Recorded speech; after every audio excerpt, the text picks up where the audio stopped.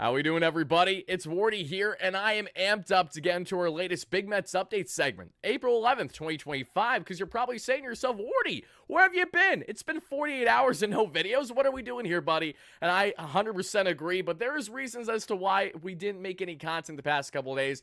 And it's headlined by the Mets having a no-show that we saw 48 hours ago against the Miami Marlins to finish off their homestand because, of course, your guy Wardy was in attendance for that 5-0 loss. So I'm going to share my further reactions and analysis from that game in person, along with everything else in Mets land, including guys like Francisco Alvarez, because not only is El Troll looking good, to say the least, as rehab assignment, but he is getting oh so close to inevitably returning to this Mets team, and that's nothing short of a big deal, and we'll expand as to why exactly that is. From there, we're also going to get into a lot on the farm for this Mets team, a complete deep dive on the prospect front, everything that's transpired over the past 48 hours, from Port St. Lucie all the way up to AAA Syracuse. We're going to break it all down and what you guys should be paying attention to from either a diehard prospect fan point of view or just a casual viewer. We're going to get into that. And obviously a big hot button topic, rightfully so, is the Brett Baty problem. We have beaten this drum plenty over the past week plus on what is going wrong with Brett Baty to begin the season, but it's getting worse before sadly it's getting any better. So we're going to expand on what's going wrong with Brett Baty. Is he going to be able to remedy this, or is his Mets tenure actually coming to an end before it feels like it's really even begun this season? From there, we're also going to get into a complete deep dive, a preview of this series against the Sacramento Athletics. And yes, I'm calling them the Sacramento Athletics because they're playing in Sacramento. Not my fault that they chose that destination. So we're going to expand as to all the key takeaways you guys need to know about on the pitching matchups, key guys standing out offensively for them, and who I hope stands out offensively for the Mets in this matchup, and everything in between. So thank you guys kindly for smashing that like and subscribe button as you first chime in, letting me know all your initial reactions in the comments down below as always. Folks, the Mets season has officially started, which means it's time to shout out our amazing sponsor here at Seatgeek, because not only are they going to have me covered, but they're going to have each and every one of you covered with all of your ticketing needs throughout the course of the 162. Because it's one thing to be the #1 rated ticketing app with over 28 million downloads and 70,000+ active events to choose from, whether it's Mets games, different team games, whether you're looking at concert tickets, comedy show tickets, anything ticket related, SeatGeek has you covered. And just to give you guys further proof, I have been utilizing SeatGeek well before we actually had them here as a ticketing sponsor. And the best part of it all, everybody, is that they have a grading scale, a true system in their app that's slim to none, the best in the game in my humble opinion. As you guys see beside me, we're going to take a look at some future Mets games, specifically against the Philadelphia Phillies right around mid to late April. And as you guys see the ticket prices, you see a range of 1 to 10 on the scale, meaning how good it is for a bang for your buck, and a color coordination scale, meaning if it's green, that you should really definitely get those tickets because it's a great bang for your buck. And if it's red, if it's more in the rating of 1 to 5, they're probably overpriced and you could probably do better elsewhere, still in the SeatGeek app, but somewhere else when you're looking to acquire tickets in said app. So that's what I love so much about them. They make it so easy, so simplistic to give me a great idea as to what I should be pouncing on, especially when some awesome deals present themselves throughout the course of the 162 there in the SeatGeek app. So what does this mean, everybody? It means that if you haven't already, you got to check out our awesome friends, because they're going to have you covered, again, with Mets tickets or whatever you need ticket-wise throughout the entire course of the year, which is why I implore each and every one of you, if you haven't already, to check out our amazing promo code at WardyNYM by clicking the link down below the description of this video. Shout out to SeatGeek, as always, for being an amazing sponsor on the platform, everybody. But seriously, use WardyNYM as your promo code. Once you click it, it's hyperlinked too, so if you have the app downloaded, it's going to tell you automatically that that percentage was added, and you're going to get some money off your next ticketing purchase, all thanks to our awesome friends here at SeatGeek. Shout out to them once more. We appreciate them greatly. Shout out to our awesome friends once more. They're at SeatGeek, everybody. But now let's get into this one. Let me first start off by showing you guys what I was doing at Citi Field just 48 hours ago, which perfectly explains not only how the Mets perform, because of course I attended. Obviously, I'm half joking here. I have seen a lot of amazing Mets victories in person. Last year, I attended 3 games and I saw 1 win and 2 losses. So far, we're 0-1 to begin the year. So naturally, cue the pitchforks. Don't bring Wardy back to Citi Field. But all jokes aside, let's see exactly what was going on with yours truly there just a couple days ago. We are at Citi Field for Wardy's first game of the season, and we're doing it the best way possible, live from the Cadillac Club. Look at this place, just absolutely gorgeous as soon as you walk in. What I love right away is that you're greeted by an awesome greeter right there to tell you how amazing this club is, and it is. You have the open bar right here, which is absolutely fantastic. And actually, my man, could I please just get for right now a Coke? Yeah, that'd be great. Thank you so much. We'll have more festivities later on in this one, but absolutely love the entire setup. I love paying homage to every single Met. It feels like in history. Thank you so much. I appreciate that. And the best part of it all is that you have the speakeasy look here. So what do you have to do? You have to say the magic words. Ready? Let's go Mets. There we go. It's as easy as that. And just like that, we find ourselves walking down here. Look how nice. I love the greenery, too. When you're walking up the ramp here, it's so secluded. It's such a different vibe than anywhere else in the stadium. It's slim to none. Absolutely fantastic. Look at this. Wow. How you doing? Hi. How are you? Hello. Good. How are you? Is this your first day here? Yes. Okay. The club is in there. The bathrooms are right here by the open doors. You go down 4 steps. Awesome. Thank you very much. I appreciate it. How you doing? Good. How are you? To the Cadillac Club. Thank you so much. I appreciate it. Thank you. Wow. Look at this. Just take a look, everybody. You have obviously a fantastic bar setup here. You're going to have your food as well as desserts, and they're going to unroll desserts throughout the game that we're going to see. I can't get over this entire setup. It's so sick. How you guys doing? Welcome. Good. How are you? Thank you so much. We appreciate it. Yeah, no, it's gorgeous in here. And the best part,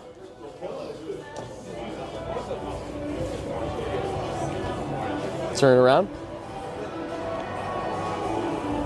Doesn't get any better than this, everybody. Take a look at these seats. My goodness, my God, my gracious. Wow. Here is where we're going to be plopped to sit and watch Juan Soto in right field for the entire ball game. Folks, there is nothing better than this experience-wise at Citi Field. I cannot wait for this game to start. And furthermore, I cannot thank our friends at Cadillac enough for making this happen. So make sure to check out Cadillac, everybody. We're going to have it tagged, as always, here on Insta. So that was the whole experience, everybody, getting that firsthand, again, feel in the Cadillac Club. And I can't thank my friends at Cadillac enough because, yes, they hooked me up. Yes, they made it happen. And, yes, we're going to be doing more things with Cadillac exclusively throughout the course of the season there at Citi Field. So for future events, I will definitely put you guys onto it. We have a lot of things in the current going of setting up at the moment. As I've told you guys about pre-sale things separate from this as well for setting up events at Citi Field to attend games with Wardy. So, again, a lot is coming. Be on the lookout. We're really pumped up and excited about it, to say the least. But sadly, of course, the one game that I attend, the boys get cooked. That tank that we saw Edwin Diaz gave up was right there behind me. If you see behind my head, kind of in the corner, that is exactly where it dropped. We saw someone actually wall climb in the Cadillac Club up the fence to grab the baseball. I also saw Juan Soto to the right of me throw a baseball and give it to a kid that was in the club, so that was very cool too. Getting to see Juan Soto up in person like that was a very exciting and cool feeling to have, but it would have been 10 times better, in my opinion, if it was 1, a night game, and 2, nicer weather, and 3, the boys actually came up to play and didn't have a no-no going for Miami throughout the first 6 innings or so. That wasn't ideal, and this all goes in direct hand with, sadly, why we didn't make content that day, because not only did the Mets have nothing to show for it in that 5-0 finale where Tyler McGill goes over 4 innings and he allows no earned runs, but he does allow 2 unearned runs thanks to a piss-poor defensive play by the man of Brett, last name Baty. Think you guys know that name very well, and we're going to talk about Baty plenty here in this discussion just shortly. But before we get there, I want to expand and let you guys know what I was planning to do. And I was going to be doing a live show right there in the Cadillac Club, but unfortunately, there weren't people informed ahead of time, and it was just a lapse in communication. No one's at direct fault or anything like that, but because they have to clean up everything out of the club right away, and they didn't have anyone initially assigned for security to hang out as soon as the game was over, I wasn't able to do exactly what I was initially planning, which was to give you guys just a quick 20-30 minute breakdown with Giraffe Neck Mark that I was hanging out in the club with. But when we are back in the Cadillac Club, as soon as in May, I will be, in fact, giving you guys a full post-game show show experience in there, just like we did at Amazing Day back in late January, where Max Kranick came and actually joined our live show for a couple minutes. We had Mr. Tolley himself catching the no-no from Mr. Johan back in the day, chiming in to the show as well. So we're going to have a lot of fun there in the Cadillac Club throughout the course of the season, as well as various different aspects of Citi Field. But to give you guys a gist as to why Wardy didn't go live like many of you guys are hoping, that in simple terms is exactly why. And I just didn't get a chance to pump out a quick video in time before heading back home, where I had a 2+ hour hike. So my apologies. But let's get into now, everybody, what's happening in Metsland, specifically what is happening on the Francisco Alvarez front, okay? Because this is something that I've been so excited to break down at great length, understandably so. You guys may have seen this already that happened over the past day or so, but there is Alvy doing the Alvy thing, everybody. And Alvarez rips himself a single and won 1 for 3 in his first rehab outing of the season, and looked great in his catching ability that we saw there for St. Lucie. And I'm so excited to see Francisco Alvarez healthy, taking at bats, catching. This is a man that I have the utmost confidence in, and I know that Alvarez has been pretty inconsistent to start his major league career, but I also know that Alvarez gave us 20+ home runs as like a 21-year-old a couple years ago. I know the potential's there. You know the potential's there, and we know the defensive aspect is there too, but there's been a couple problems. One, the inconsistencies on both the offense and the defense. The defense has been changing, popping up with both feet versus popping up on a one knee. We've seen him try to do that to have a quicker reaction, pop time, to whether it's first base to get the throw out there, or certainly at second base, the way that Luis Torrens does it in the snap of his finger with his eyes closed, and he nails him every single time. Alvarez still has more work to do, we know that, but when at his best, we've seen him be a tremendous framer. We know that he's struggled at times when it comes to pass balls, so that goes in hand with the stance, especially where how he's dropping his legs and his knees down, getting from the baseball. But Alvarez has exemplified so much raw tools and ability to have us believing that as long as he can put it together, he has all the makings of being one of the best catchers in Major League Baseball. And that has not wavered from my mindset whatsoever, even with all the ups and downs on the offensive output we've seen over the past year and a half, with his injuries to his hand, obviously, but more so in his swing mechanics, right? Let's not forget, Alvarez has drastically changed his swing over the past couple years, doing his best Travis d'Arnaud impression. Because remember when d'Arnaud, back when he was with the Mets before he became a schmuck with Atlanta, used to swing his bat what felt like completely around his head? We've seen him change those mechanics a lot since then. And Alvarez, who obviously has been fluctuating with his stances, wider stances, shorter stances, more compact. Now we see his swing looks more compact than ever. But just look at the uprightness in the swing right here, everybody, and look at the follow through. There's nothing about that swing that looks loose, that looks like that it's going to get a little bit out of control. That is as compact as it looks, and I love every single thing about this from Alvarez right now. Now it's going to be about putting it together, right? Because Alvarez worked on this swing heavily in Atlanta this past offseason, working with people that JD Martinez highly recommended, and we saw him have more of this short, compact swing that will hopefully help make sure that he's not chasing constantly down and away there on the slider, and also be more disciplined in the box up and in. So with Alvarez, I'm excited to see how he's going to perform once he gets back to this Mets team. Once we have more rehab outings to break down, whether that's later today or in the coming days, we will certainly do exactly that in these updates segment here, probably the day after a Mets game, because that's typically how we do these things. But given the fact that the Mets didn't play yesterday, we're just pumping this video out today, many hours before their first game there against the Athletics. But I would love to hear from you Mets fans in the comments down below. How excited are you for Francisco Alvarez this season once he ultimately returns back from injury? And what do you think we're going to get? The best, the worst out of him, a happy medium in between? Would love to hear your thoughts down below on your Alvarez predictions when he returns to the Mets, which is coming in just the next couple weeks, everybody. It's not going to be long before Alvarez is back with this Mets team. And the same applies with Jeff McNeil, who should be starting a rehab assignment, if not today, then certainly this weekend, from what Carlos Mendoza said earlier in the week. That Alvarez and McNeil were both going to St. Lucie. Alvy would be getting a rehab game, which was 48 hours ago, and McNeil would be getting it towards the end of the week. Well, we look at the time, it's Friday, April 11th. So I'd imagine it's happening today or in the coming days for Jeff, and then we will go on from there to see what's going to happen not only at catcher, with Hayden Singer being the likely send-down, even though he hasn't played terrible, and also what we're getting at second base between Brett Baty, Luis Angel Acuna, and Jeff McNeil. One of those guys has to go, and I think we all have a great idea as to what that player is going to be. So now, guys, guys, let's get a quick transition here into talking about what is not working well for the Mets, sadly, and has everything to do with Brett the Hitman Baty. It really pains me to even say that nickname, Brett the Hitman, like we were doing all spring long, because listen, look at the highlight I'm showing you guys. That feels like truly the only good quality contact that Baty has made this season. An opposite field, I believe, double there into the gap against the Miami Marlins. Outside that, he has had literally nothing to show, and seeing him in person there at Citi Field and that luxurious Cadillac Club was awesome, but it wasn't awesome to actually see the at-bats and to see him botch what should have been a routine infield play, completely missed the throw wide, and that allowed ultimately the inning to continue and runners to score. That's why Miguel was in charge and struck out 7 and even got out of his own mess that we saw in the first inning for the most part by having 2 guys on with a walk and then escaping that jam. You know, Drafneck Mark said it right next to me. He's like, oh no, Tyler's not looking good early. I'm like, I promise you he's going to get out of this jam and have a Clay Holmes type outing where he's going to punch out. I actually said jokingly 11 at the time. He finished with 7, and that was because of the demise that we saw Miguel face as we got in the 5th inning or so. But what is one thing that pitchers absolutely hate, especially in the case of the Miguels? I know this very well, being good friends with their family, is when they don't have good defense.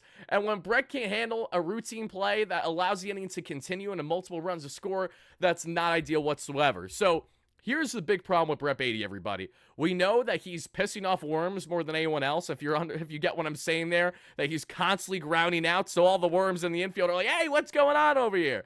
But the reality of the fact is that Baty has completely lost his confidence yet again. There's nothing about his approach whatsoever, offensively or defensively, that should have you believing that he's swinging with confidence out there. I have never seen someone so lopsidedly outmatched from a 1 through 9 lineup from the way that Brett Baty has separated himself from everyone else. Even guys like Luis Angel Acuna, who aren't tearing the cover off the ball, but still taking solid hacks, quality at-bats, and being elite base runners and defenders.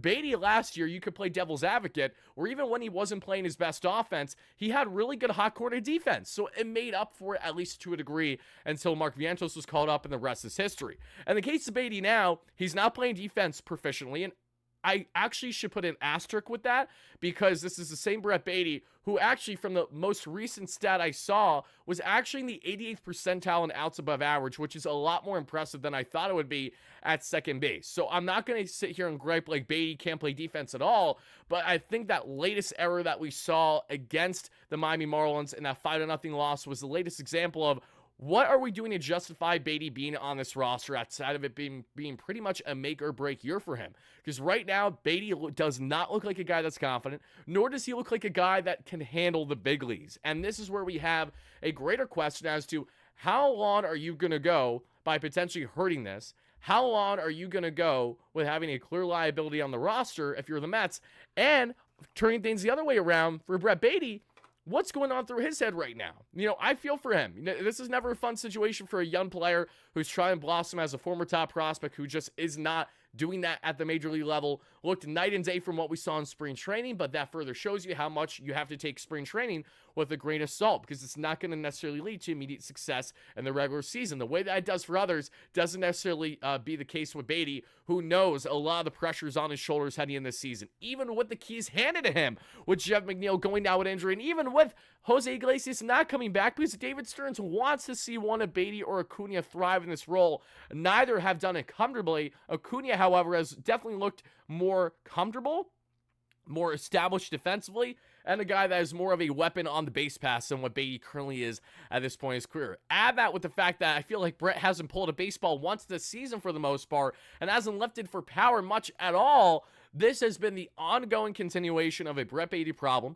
If you look through his baseball savant numbers, and I understand it's a very limited sample size, so take it with a grain of salt, but for the sake of the conversation, he's north in the 1 percentiles in a lot of offensive statistics, meaning that he's the worst in baseball. Defensively, looking good. Bat speed's looking great. He's always had a quick bat. That has not been the issue with Brett, but even with a quick bat, his mechanics just aren't there. His approach at the plate has not been there. Even when he's getting middle, he's hacking away foul. He's not pulling and driving with authority like what you're going to see the vast majority of these Mets hitters do when they get a meatball right down the pipe. It just has not been the case with Brett Baty at all this season. And with a 111 average and a 259 OPS, it begs the question, how long are the Mets going to extend this leash to Brett Baty before they reach a conclusion of saying, okay, it's time to send you down or do something else on that front, because Baty is one of these guys that I think it makes endless sense to have him up here until McNeil returns. You really don't have an alternative utility guy for the most part right now to consider in the farm that has upside the way that Baty does. But the sad part is that Baty's upside is being completely drowned out by the downside that we're seeing in real time. And as David Stern said it himself, this is a results-oriented league. We know that. And he would love to see one of Brett Baty or Luis Angel Acuna run away with the second base position. But knowing that's results-oriented and knowing that a player could single-handedly factor into you winning or losing ball games, and if it's more the latter on the losing front, you have to imagine that the leash is not going to be going on for too much longer if Brett can't get things in a rhythm. And as someone who's heavily advocated for Baty, and I have been doing that plenty over the past number of years now, I will say to you guys again, I hope and pray that Baty can get out of this rut and become an established Major League Baseball player, but I have yet to see it, because right now we see a guy that is not having at all the sliver of confidence that he even had to begin the regular season last year, and to a certain extent 2 years ago in 2023. Just disappointment is an understatement, but I also don't want to sit here and be like I'm ragging on him constantly, as it's more so on just a proper evaluation of what we're not getting from what should be a major league caliber batter. Brett Baty has not been that. Will he be able to get out of this rut, or is his time with the Mets coming to a soon near end? Let me know in the comments down below, everybody, how you guys feel about what's going wrong with Brett Baty. But guys, let's go on from talking about a negative to talking about a positive, because you know there's a lot of positives with the Mets so far this year, right? Over 4+ games above 500, not complaining at all. That's in large part thanks to guys on the pitching staff, because not only have the Mets gone above expectation when it came to rotation, where even though they haven't gotten guys to go 6 innings or so yet, they've still been getting solid pitching performances across. And then what we get on the bullpen end for this Mets team, that has been a huge standout as well, everybody. Just to give you guys a further example, here it is, and I actually apologize, the graphic down below is slightly wrong. Max Kranick has pitched 9 innings of work now. I believe he's allowed tops 2 hits, and he may have another strikeout or 2 in there. So let's say he's north of 5 Ks. And actually, I'm going to tell you for certain what it is, because I have the stats beside me right now. Yeah, Kranick's actually allowed 2 hits, and he struck out 5. So I apologize. I thought that graphic was saved, but it wasn't. No worries. Just a 2-inning difference. The point is that Max Kranick has now pitched 9 scoreless innings for the Mets to begin the season, including piggybacking Tyler McGill that I saw in attendance. I saw Kranick bolt right out of the bullpen, was yelling out, "Let's go, Max. Hype me up, baby." And then he goes 2 shutty for this Mets team. Max Kranick continues to be an absolute Swiss Army knife of an option, this Mets bullpen. Him and Huascar Brosban for the most part, even though I know Brazo didn't fare too well the last time he was out there, coming in piggyback out of a mess there for, I believe, in Clay Holmes. Still, though, very impressive job by this Mets bullpen. And the pitching staff entirely has been nothing short of impressive. As things currently stand, the Mets still have the #1 ERA in Major League Baseball, or close to, that we see at 2.10, which is fantastic. The bullpen as well is looking great, with the exception of Edwin Diaz getting absolutely rocked there against the Marlins. But I'm not going to completely disregard that, because naturally that could be something that becomes a more reoccurring thing if we just say, okay, we shouldn't be worried about this bad outing for Edwin, and then he gives us another consecutive bad outing. Hopefully that doesn't happen against the A's, but just something to bear in mind. I'm not overly concerned at all with Diaz, but it was discouraging to see just how much he was all over the place, and that 5-0 loss for the Mets. And as they were trying to get anything going, rallying offensively, those were the further nail in the coffin that we saw Diaz just get absolutely blown up. So with the exception of Edwin Diaz, and with the exception of the early struggles, more so in his first couple outings than his past 2, and Danny Young, this Mets bullpen has been absolutely nails. I mean, Ryan Stanek's been doing the job, Reed Garrett's been doing the job, Kranick's doing the job, Brazo for the most part's doing the job, AJ Minter's been doing the job. Everyone and their mother has been doing their role, and that's exactly what you want from this Mets team. So I want to further highlight this, because I actually broke down in a Bleacher Report segment yesterday that you guys can check out. It's on the community tab. I went over 5 surprises to begin the Major League season throughout the first 2 weeks, both good and bad. And one of the good was the fact that the Mets have been ranking either the best in Major League Baseball and overall pitching staff, or close to, when evaluating ERA, wins above replacement, and also the separation from a starter ERA to a reliever ERA collectively for the Mets pen to the rotation. And it's been looking really, really good. So Max Kranick, have yourself a day, baby. I know I'm showing you the highlights from back in that Astros series, but He's just been absolutely nails. And to give you guys further context, when he went 2 shutty against Miami the other day, he had his four-seam fastball at a 113 Pro Stuff Plus per pitch profiler, which means it was 13% above league average. His slider was slightly below league average at 93rd percentile, but still solid. And we saw there with that four-seam fastball, especially, he was sitting 95, touching 96 too, 97 area. The slider, he was sitting right around that we saw there in the high 80s. So he's looking good. Again, there's a lot of things to be excited about if you're a fan of Max Kranick, the diehard Mets fan growing up, or a fan of other key aspects of this Mets bullpen. But I would love to hear from you guys in the comments down below. Who has impressed you the most so far this year in this Mets pitching staff? It can be a starter in the rotation, or it could be a reliever like Max I'm highlighting right now, but I would love to see it in the comments down below from each and every one of you, and thank you guys kindly for going out of your way to do exactly that. But now, folks, I'm even more pumped up because we're going to get into it. Here's a pitch profile graphic that I was just referencing.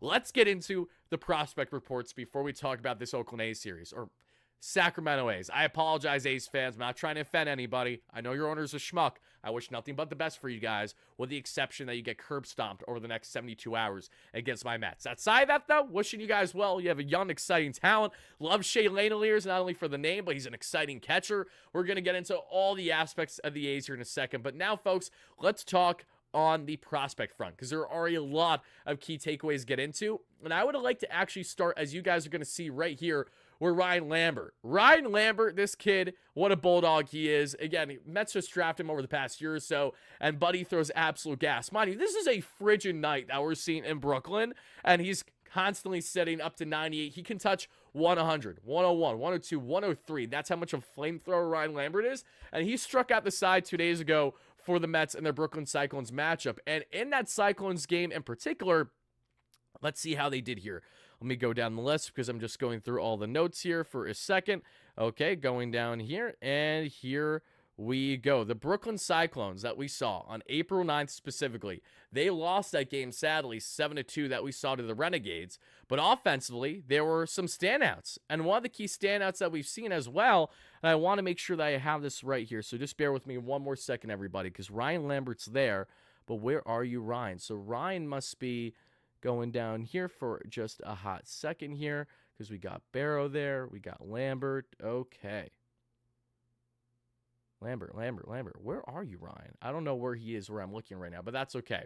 And the April 9th matchup between the Renegades and Brooklyn Cyclones, there wasn't too much to be overly happy about, but there was some key standouts. And it wasn't just what we saw from Ryan Lambert, it's what we saw from guys like Boston Barrow, because as you guys are going to see right here, Boston Barrow had himself an absolute nuke. His first home run of the season is what we saw. And Barrow is a guy that a lot of Mets fans should make sure that they're paying attention to this year. He is skyrocketing the farm. He gives me a lot of similarities to Nick Morabito as another plate setter to be in the top of the line. Nick Morabito was that plate setter for the Cyclones for the most part last year. Now he's moved up, and it's Barrow's time there at shortstop. And Boston Barrow, again, 2 for 4, with a run scored, 2 RBIs, thanks to that first home run of the year. He's batting .227 with 775 OPS. We also saw Eli Serrano III, who's looking tremendous in center field. One of the most exciting young offensive prospects for the Mets this season.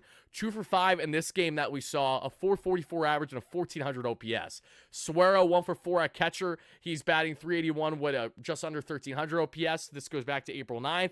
And going down the list, that's really all she wrote on the offensive end. And pitching-wise, we saw Mr. Santucci, which is very exciting as well there, getting to start 4 innings of 2 earned run baseball, 0 walks and 5 strikeouts. Loving that for the former pick for the Mets over the past couple years. And outside that, Danil Nunez gave the Mets a 1.2 shutty, which we love to see. Danil Nunez continuing to look good as Rehab, and he struck out a total of 5. So yeah, Nunez is ready to return this Mets team. I don't think there's any denying that whatsoever. I don't think it'll actually be long before we get Nunez back with this team, and I would actually like to sincerely apologize because I said Danil Nunez, and that is inaccurate. I'm talking about Anthony Nunez here because obviously Danil has been in AAA Syracuse and not Brooklyn. So just scratch the past 30 seconds of what I said. But Anthony Nunez was still impressive, though, going the 1.2 shutty that we saw with 5 Ks and 2 walks in those innings. So that's what we saw from Brooklyn there in their first game. Then in their second game that we saw on April 10th, they actually lost.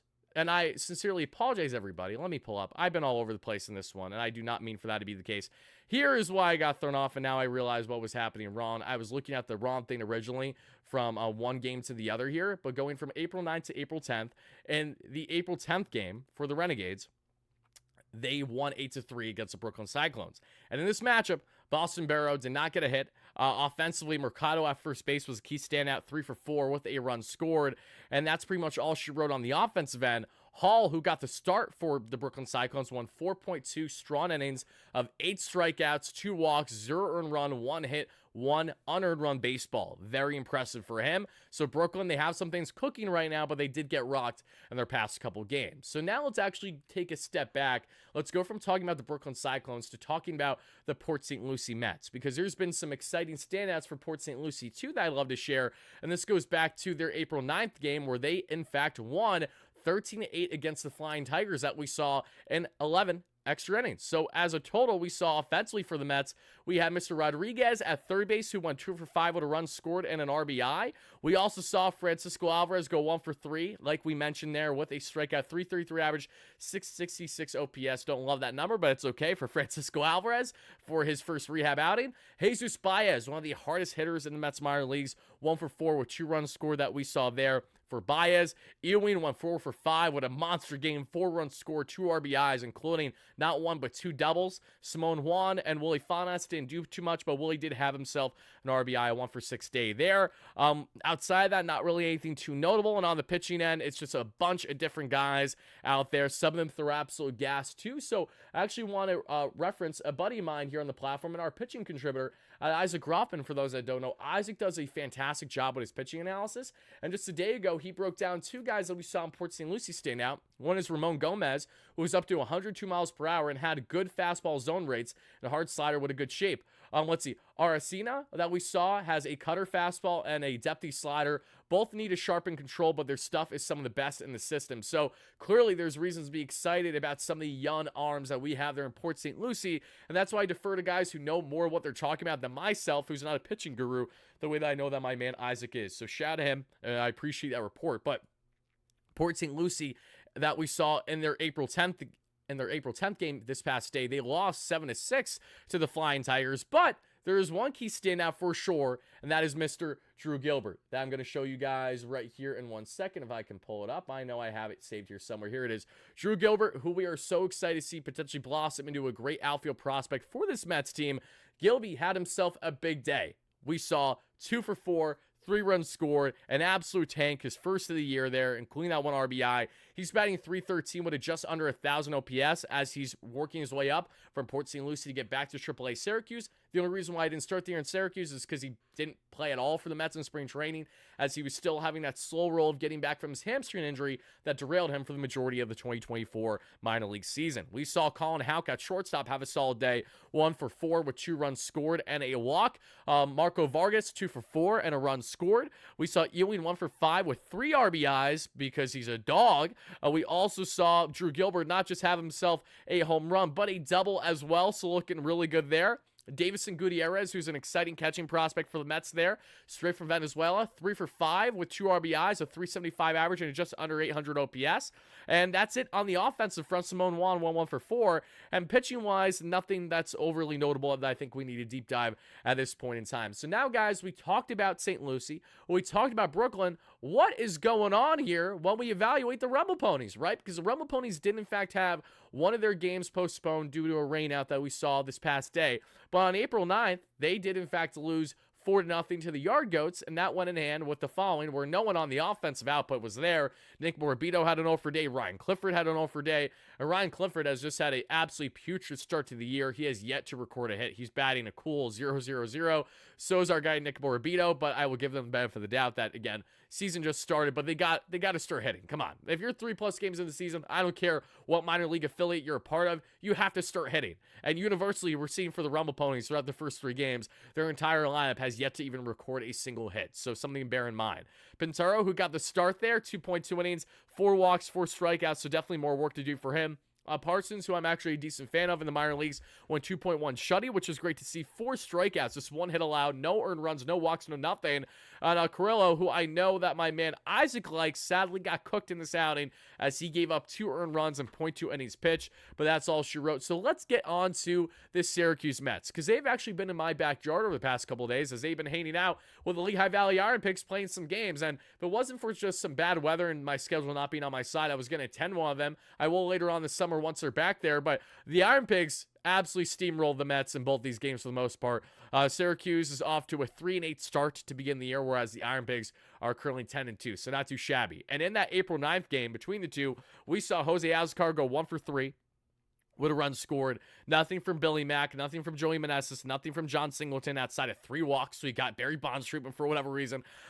Jackson Reitz, the catcher, won 1 for 3. And pitching wise, Blade Tidwell, another poor outing. And guys, this is why I've been telling you, as sharp as Tidwell looked at times in spring training, I really think he's going to profile best as a reliever type should he stay in the Mets organization. Because he has a fiery fastball, he has a nasty breaking ball, but he has heavily struggled with his command for the past year and a half plus now in Syracuse. He walked 4 over 4.2 innings, 5 hits, 6 strikeouts, but a 6.23 ERA throughout his first 3 starts of the year. Rico Garcia was nails, 1.1 shutty, a walk, 2 strikeouts, 2.45 ERA.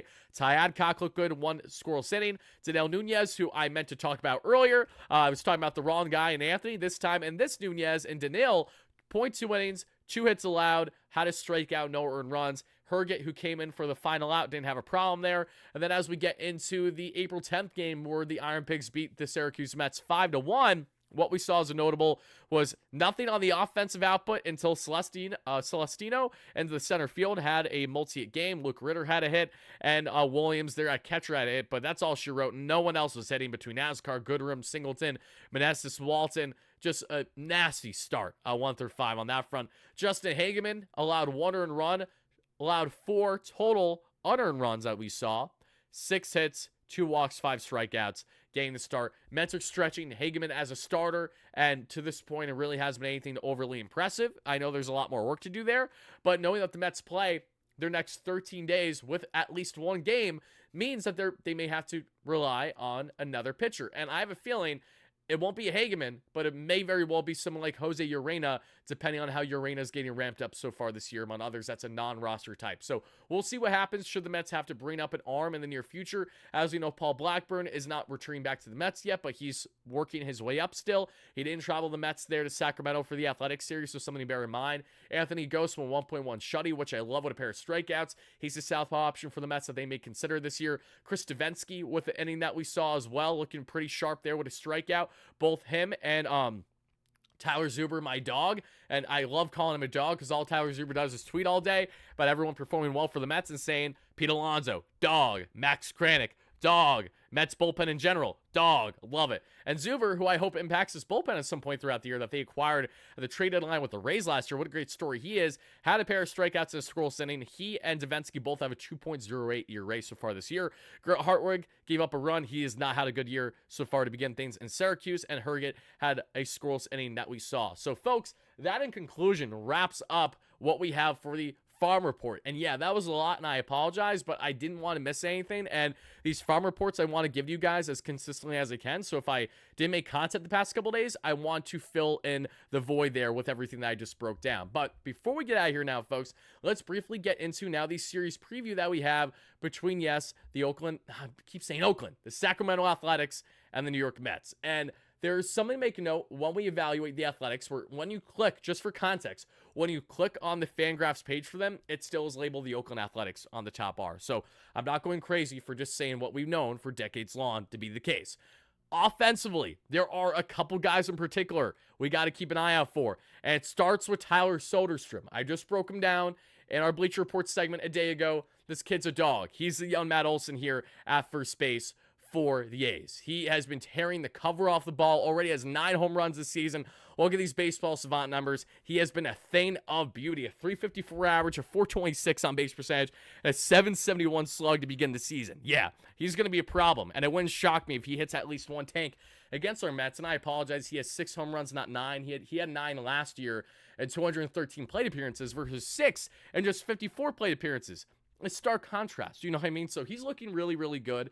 And this A's team is not playing bad baseball by any stretch. There's reasons to be like, okay, we got to take them seriously heading into this matchup, understandably so. Shea Langeliers, who I absolutely love too, at catcher.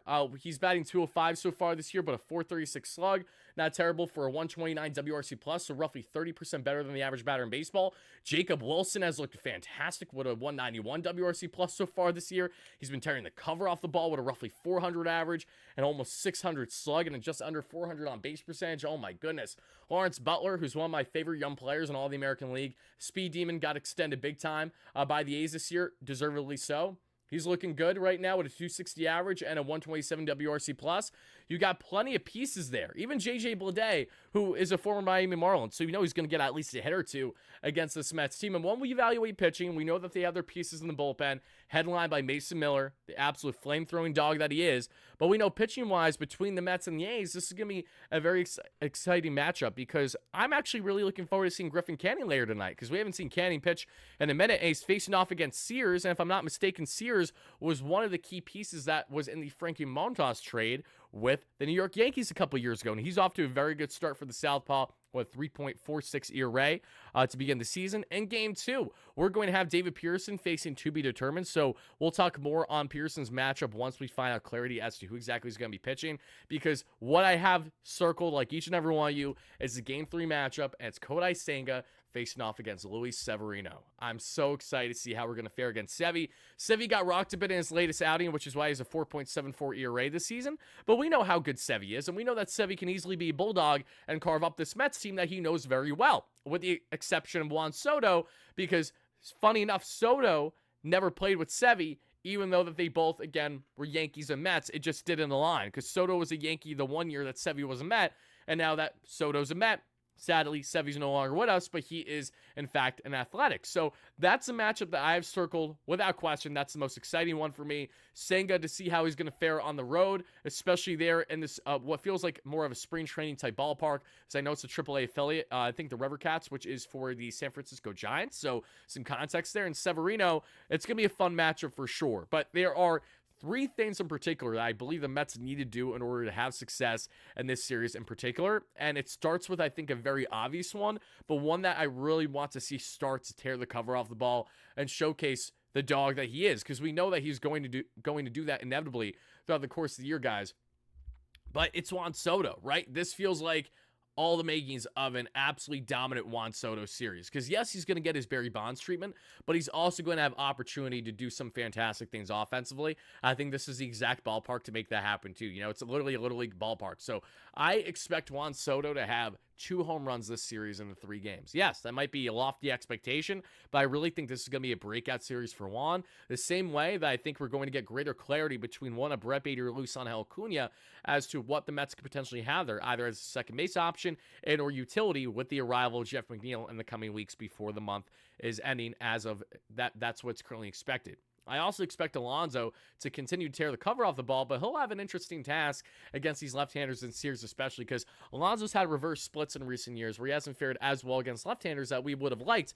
Let's see how he fares here now in this key matchup against the Athletics. And for the Mets pitching, this is going to be a key test for them because we can't underestimate how young, hungry, and exciting this A's team is, and it wouldn't shock me in the slightest if we see some Mets pitching get a little inflated in this matchup, just because, again, we're off the East Coast for the first time this year, right? I mean, I shouldn't say that. We were in Houston to begin the season. That feels like light years ago already. We already have played the Miami Marlins twice. In the past 3 series, we played the Blue Jays as well. Not to say that the Mets have had the lightest schedule to begin the season, but they've had some things go in their favor, which goes in hand with why they've had great success in the pitching end. And I think a young, hungry team like the A's are going to be an example to see of either we're going to pounce on them or they're going to pounce on us. And that's where it's imperative to see how this bullpen can shape up. But the biggest thing, in my opinion, is that at least one of Griffin Canning, Kodai Senga, or David Pearson needs to give us 6+ innings, all right? I can only tolerate getting 4 to 5 inning outings for my starters for so long. I need to see one, if not multiple, of these guys over the next couple games give us a true full 6 to 7 inning outing of 3 earned run baseball or less. I'm not asking for too much. I'm just asking for a standard line that you should be getting from your quality starters in your rotation. So those are the key things I'm looking for in particular. I'm expecting more of the same, but hopefully some more offensive output from guys like Soto. Lindor's been looking great, so I hope that continues, obviously, for his sake. And Mark Vientos, this will be a great time for him to thrive and maybe start to get out of his rut offensively too. Jose Siri, could this be a big series for Jose, right? We haven't seen him do too much this year. Will he be getting 2 starts out of 3 games against a team that he has more familiarity with than Tyrone Taylor? That's a fair question you have to ask, right? Because Siri knows this team plenty from the American League over the years. So a lot of questions, but I think we're going to find out these answers soon. And I not only think that, but I have a lot of optimism, especially on the Soto front, until he proves me wrong. So Mets fans, I want to hear from you guys. This was a really long Big Mets update segment, and I apologize for that, but game time is until like 8 hours from now, and I know that some of this will go beyond the first day of the games between the Mets and the A's, and it's still being relevant because we talked about a lot of stuff that still I think will factor in for the coming days from the time of making this video. So again, thank you guys so much for watching. I hope you enjoyed our breakdown. Be on the lookout for our post-game live late tonight, barring changes. The only reason why I wouldn't be doing a live show late tonight is solely because of the fact that, yeah, the Mets got steamrolled again. There's really nothing to talk about. It's like 2 a.m. I want to go to bed. That would be the only exception. Otherwise, we should... Apologies, everybody. Otherwise, we should be live tonight, so be on the lookout for that. And then we will have a pre-recorded video probably out Saturday because I'm going to be out of town. And Sunday, I should have a normal live show for you guys as well, so be on the lookout for it then.